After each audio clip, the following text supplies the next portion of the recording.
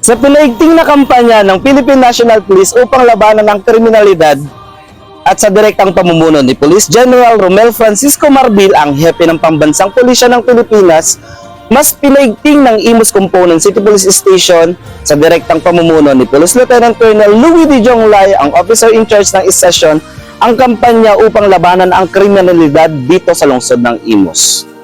Nagsagawa ang Sector 2 personnel ng Imus Component City Police Station sa inisyatibong pamumuno ni Police Executive Master Sergeant Alan B. Reyes ng pagbisita sa mga establishmentong kanilang nasasakupan, katulad ng Alpha Mart, 7-Eleven at iba pa, upang siguraduhin ang kaayusan at katahimikan dito sa lungsod ng Imus. Panoorin po ninyo ang full vlog na ito. Muli, ito po ang inyong lingkod, Rains Vlog, ang Police Regional Office Vlogger Secretary ng Proper A. Calabarzon mula sa Imus Component City Police Station. Please makain mo sa inyo. Paki-like, share, and follow lang po ang aking page para lagi kayong updated sa mga nangyayari dito sa lungsod ng Imus. Maraming salamat po. God bless po.